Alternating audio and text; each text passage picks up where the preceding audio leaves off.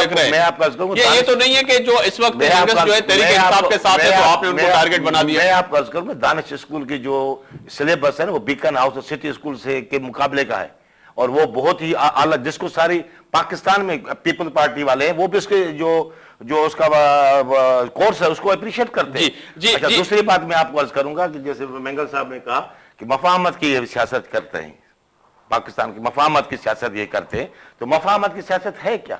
मफाहमत की सियासत ये है कि सिंध को एक मसूर जतोई साहब ने एक बिल पास किया है कि उसने ये कहा कि ये भाई प्रोविंशियल ऑटोनॉमी आपने दी। प्रोविंशियल ऑटोनॉमी देने का मकसद ये तो नहीं है कि जो ये आपके सामने एक बड़ा सवाल है, मैं उस सवाल को बिल्कुल शॉर्ट करता हूं, टाइम की वो जो जी मैं फिर मुझे बोलने नहीं, जी मैं आपको ये हक देता हूं, फिर इसके बाद मुझे तुम कभी बोलने नहीं देना। नहीं मैं दूंगा, मैं आपको ये अर्ज कर रहा हूं, जमहूरी हक है आपका। मैं आपको ये अर्ज कर रहा हूं कि मसरूर जतोई ने ये बिल लाया है कि ये जो हमें प्रोविंस को पावर है कि अगर सूबा बनाना है तो सूबाई असेंबली में 2/3 मेजॉरिटी से अगर वो पास होता है तो उसके बाद वो उन्होंने मुत्तहिदा वालों ने वो कौमी असेंबली में दिया, ये कानून ही खत्म कर दिया जाए।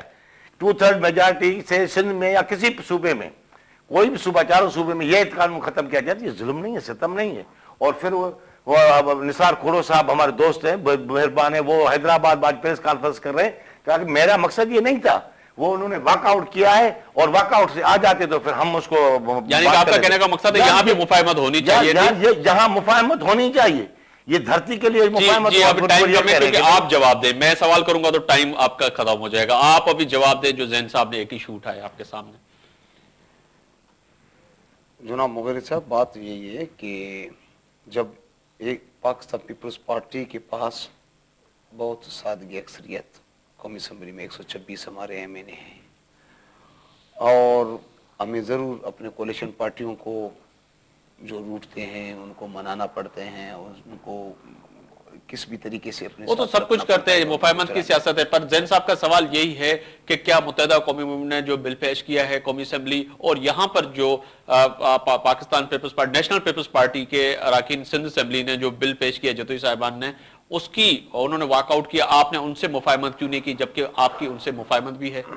ये एक सवाल है कि सिंध के लोग अब जो है इस इशू पे जो है, यकीनन ही तमाम कौम परस्त, तमाम लोग जो इस वक्त पाकिस्तान पीपल्स पार्टी जो हुकूमत में बैठी है, इस बात पे, इस इशू पे नाराज हुए हुए हैं।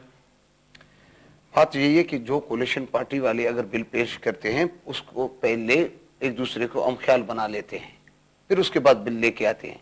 ये ऐसी बिल अगर है तो इसके पास अपने साथ डिस्कस करते, किसी को अगर कोई एतराज था उसको मना लेते, फिर उसके बाद ये बिल लेके आते, तो ये हालात नहीं होते जिस तरीके से आप अभी कह रहे हैं।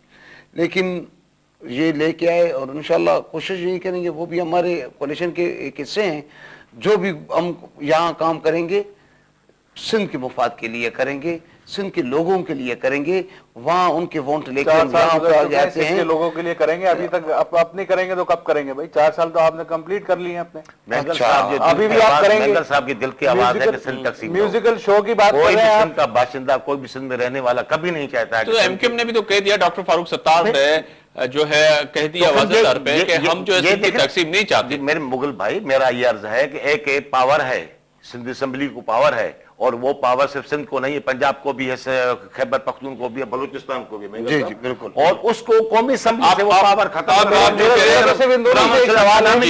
4 साल गुजर चुके हैं, 4 साल में इन्होंने अभी तक क्या डिलीवर करके दिया इस मुल्क को? वो एक आम आदमी को क्या डिलीवर करके दिया? सिर्फ इस पे पाबंदी लगा देना कि म्यूजिकल शो हो रहे हैं तो वहां पे हमने पाबंदी लगा दी, 2 रुपए की रोटी दी, उस पे अरबों रुपए घपला हो गया पंजाब में। ठीक है, सिंध को अगर आप ले लें तो यहाँ पे हर शख्स बेरोजगार है। अच्छा, लॉ एंड ऑर्डर का 2 मिनट में, जैसा अभी मैं आ रहा था तो 3 जो है वो टारगेट किलिंग्स हुई, ये दोबारा 3-4 रोज से शुरुआत हो गई। इसके लिए इन्होंने क्या किया? आज का नौजवान जो है वो बेरोजगार है, एसएचओ को मुअत्तल कर दिया। देखिए, जब तक के प्लानिंग नहीं होगी, जब तक के आप डिलीवर करके नहीं देंगे, एक प्लानिंग होती है हर चीज की, आप प्लानिंग तो कम से कम बनाएं। अब आप इसी को रो रहे हैं, अब ये तो मैं शुक्र अदा करूंगा और दुआ करूंगा कि इनके 5 साल पूरे हो जाए, ताकि ये जो रोते हैं कि 2.5 साल हो गए, मतलब 2.5 साल गवर्नमेंट इनकी रहती है और फिर एकदम से आगे पीछे हो जाते हैं ये लोग, और ये कहते हैं बार बार कि जी हमें पूरा टाइम नहीं मिला।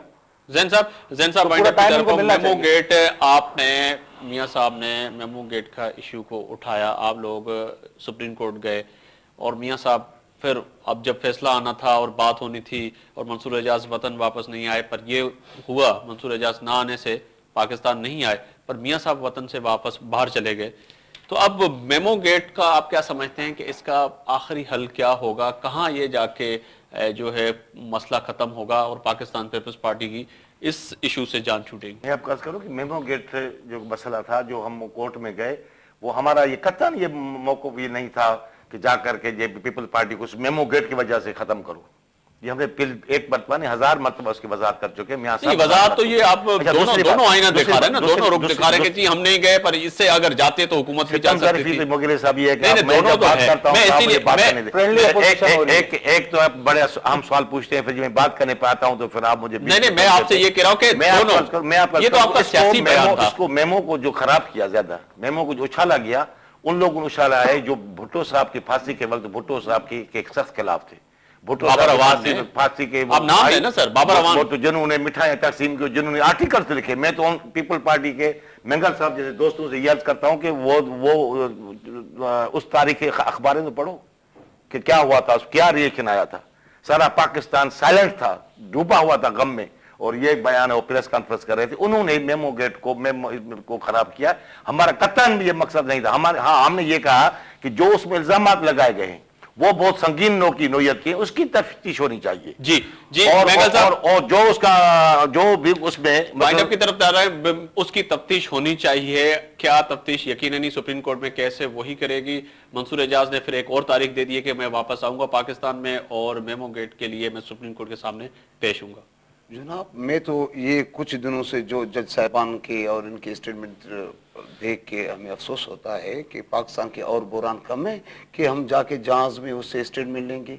क्या वो पहले इसको जो कितना पाकिस्तान से सच्चा है, जी किस मुल्क का रहने वाला है, जी वो मुल्क हमारे साथ कितना सच्चा है, कितना हमारा दोस्त है, वो सब जानते हैं।